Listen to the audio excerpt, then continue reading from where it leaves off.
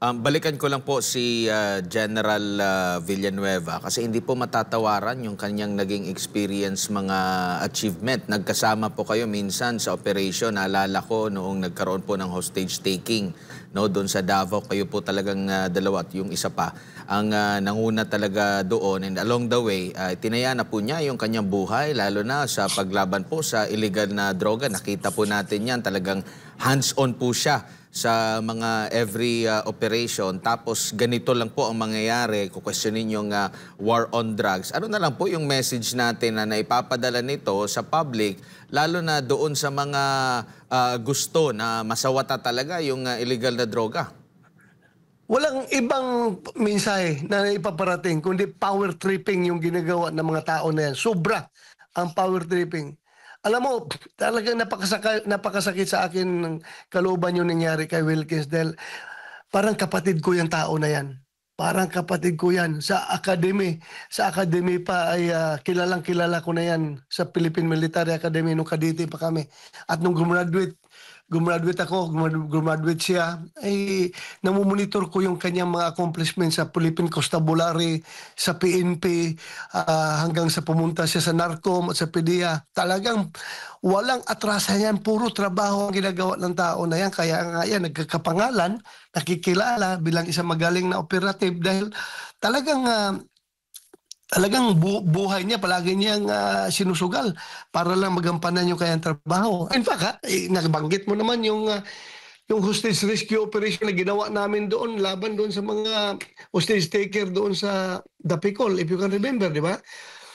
I was then the battalion commander. There were around 500 people under me. Si Wilkins naman is one of my company commanders.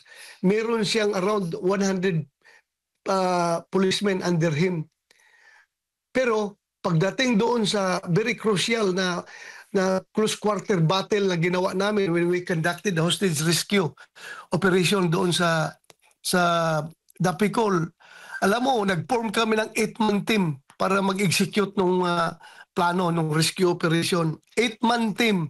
At alam mo kung sino kasama doon? Ang nag-lead doon, ako ang number 1 assaulter. Number 2 assaulter, si General Colonel Evangelista, if you can remember. Number 3, si Captain Wilkins Villanueva.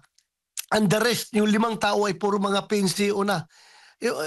You can just imagine, no? Pwede naman namin iutos yun. Kasi ako, battalion commander ako, may 500 ako na tauhan. Pwede ko mang i-delegate sa mga tao ko. Si Wilkins naman, mayroon siyang 100 na tauhan. Pwede niyang mag-utos sa mga tao niya. Pero kami mismo ang nag-conduct ng rescue operation dahil alam namin kung gaano ka-crucial yun na operation. Sabi namin, kung mamatay man tayo, at least tayo namatay, hindi yung tauhan natin. We have to lead the example, Admar. Talagang kami ang nag-assault doon at na-rescue namin yung mga hostage taker. Mga hostages at napatay namin yung mga hostage takers. Talagang pinipersonal namin yun, dinidibdib namin yung trabaho namin, Admar. Okay lang kung tayo ang tamaan ng bala, Wilkins, huwag lang yung mga tauhan natin. So tayo, let's go. Tayong mauna sa operasyon. So ganun po, kadedicated si Wilkins Villanueva pagdating sa trabaho. Mag-usap kami pagkatapos sa operations, Wilkins.